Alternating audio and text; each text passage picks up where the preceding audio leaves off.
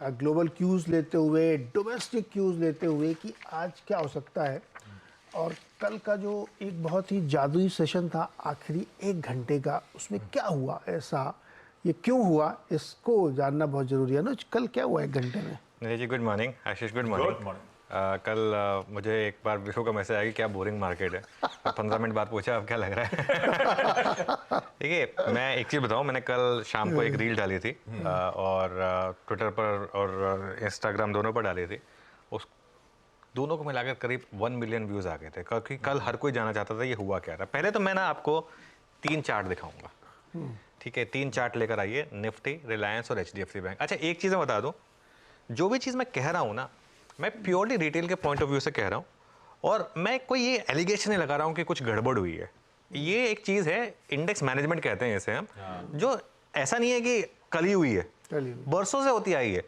3 PM move, मुझे कई लोग बोल रहे हैं कि आप तो 3 PM मूव की बात करते रहते हैं। मैं तो करता रहता हूँ। मैं खुद रिटेल को कई बार कहता हूँ कि ऐसे मौके आए ऐसे दिनों पर। कल भी क्या बात हुई थी, अगर 22,334 क्रॉस हो तो कॉल ले लें और कॉल के थ्रू चेज करें मार्केट को। वो रिटेल को समझना जरूरी है। देखिए एक तो होता है कि हम एक नेगेटिव माइंडसेट लेके बैठ जाएं कि ये सब लोग हमारा पैसा लूटने के लिए बैठे हैं। कल अच्छे अच्छे रिटेल ट्रेडर्स ने बहुत पैसा बनाया है, ऐसा नहीं है कि नहीं बनाया है, और इसमें कुछ इलीगल नहीं है। आप क्या है, सिस्टम जिस तरीके से चल रहा है आप उस तरीके से एडजस्ट हो जाइए, अपने आप को एडजस्ट कर लीजिए। ये एक ज़रूरत है इस समय, जो जैसे कहते हैं ना कि एसेंस ऑफ टाइम, इस समय वो ये है। ये कल 3 चार्ट्स हैं, निफ्टी, रिलायंस और HDFC बैंक। कल क्या हुआ एकदम से कि 240 पर एकदम से रिलायंस और HDFC बैंक इस तरीके से भागे। और 2 चीज़ें लेकर आइए, एक बार 22,100 की कॉल लेकर आइए और 22,400 की पुट लेकर आइए। 22,100 की कॉल, 20 रुपये वाली कॉल 304 रुपये तक गई। 20 रुपये वाली कॉल 304 रुपये गई कल। और 22,400 की पुट लेकर आइए, जहां पर वो गेम हुआ है, जो 22,400 की पुट जीरो हो गई, जो ठीक है, ये करीब करीब 350 रुपये थी, 350 से ज़्यादा की थी, जो जीरो हो गई, ठीक है, ऑलमोस्ट। अब आते हैं कि इसका मतलब क्या है। अब इसका मतलब ऑब्वियसली अब ये कहना बड़ा फैंसी है कि आप 22,300 की कॉल ले लेते ना, वो 20 रुपये वाली जो 304 होगी, 20 पे तो कोई नहीं ले पाया होगा। वो ब्रेकआउट आया, अगर चेज होने की बात हो रही, 40, 50, 60 पे भी लेके आपको एक अच्छी ट्रेड दे रहा था वो। तो थोड़ा सा अपने आप को एडजस्ट करना सीखिए। क्या होता है, हर थर्सडे ऑप्शन मत चेज करिए, लेकिन जिस बार ब्रेकआउट आया ना उसमें चेज करिए। और क्या हुआ आखिर के 75 मिनट में हुआ क्या, निफ्टी में कितनी रैली आई, 300 पॉइंट की। उसमें भी ज़्यादातर तो 15 मिनट में आ गई थी, बाद के तो आधा घंटा ऐसे ही मार्केट ने टाइम स्पेंड किया।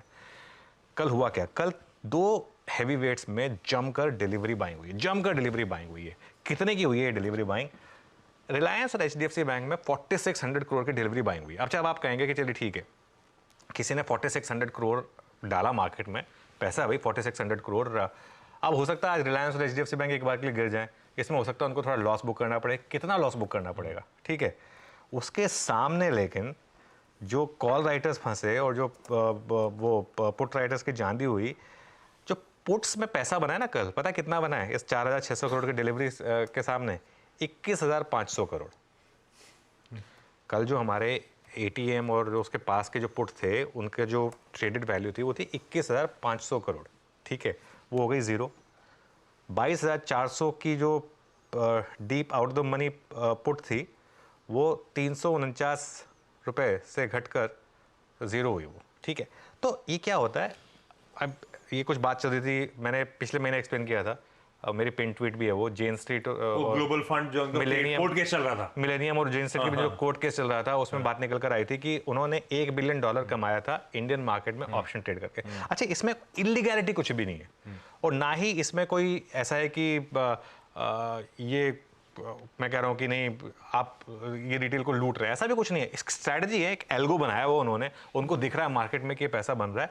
मैं ये जो कहना चाह रहा हूँ, अब देखिए 2081 करोड़ की रिलायंस में डिलीवरी उठी, 2533 करोड़ की HDFC बैंक में डिलीवरी उठी, और उसके सामने जो पुट ऑप्शंस थे 22,000 से 22,400 तक के, उनकी कुल वैल्यू जो 21,480 करोड़ की थी, उसकी वैल्यू हुई जीरो। तो एक तरफ तो आपको डिलीवरी उठानी पड़ी 4-4.5 करोड़ की, लेकिन उसके सामने आपका इतना बड़ा पैसा बन रहा है, हर कोई करेगा ये। अच्छा, ये क्या हो रहा है ना, ये दोनों साइड होता है। सेम चीज़ होती है जब मार्केट गिरता है, तो वो आप अपने डिलीवरी वाले शेयर्स बेच के सामने पुट ले लेते हैं, ठीक है।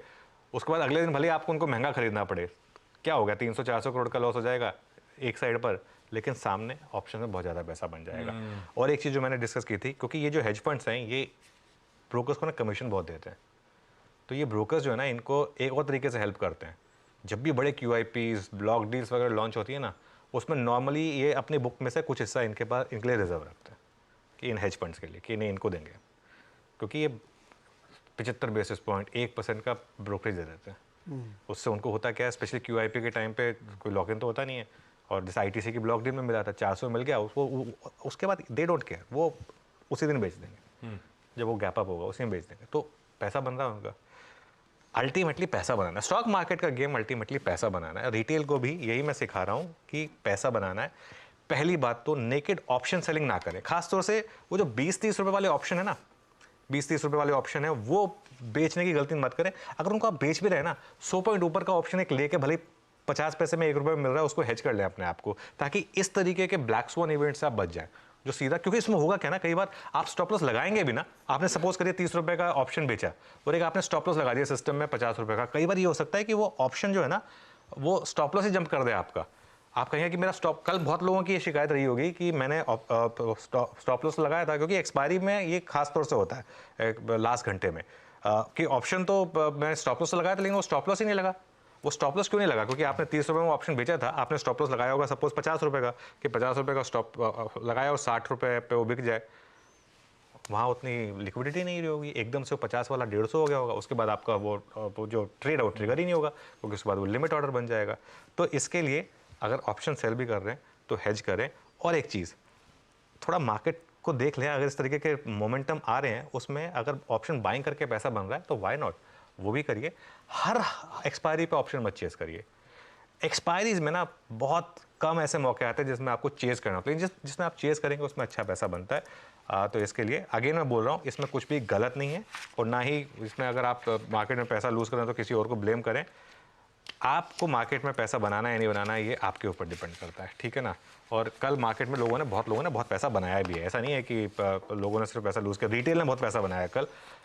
बस थोड़ा सा इन चीज़ों को समझकर अपने आप को एडजस्ट करने की ज़रूरत है। हाँ, क्या इंटरेस्टिंग सेशन था।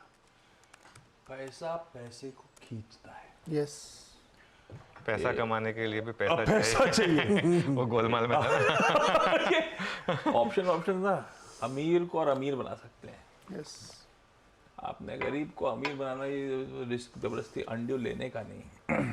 खैर, आज के सेशन की शुरुआत करी जाए बढ़िया तरीके से। कल का कुछ हद तक तो ब्लूप्रिंट सामने रख दिया गया है, लेकिन आज का अप्रोच, आज की बातचीत, आज का मूड माहौल सब कैप्चर करेंगे। पर पहले आज फ्राइडे की जो मुनाफे की तैयारी है उसकी शुरुआत टॉप हेडलाइंस के साथ।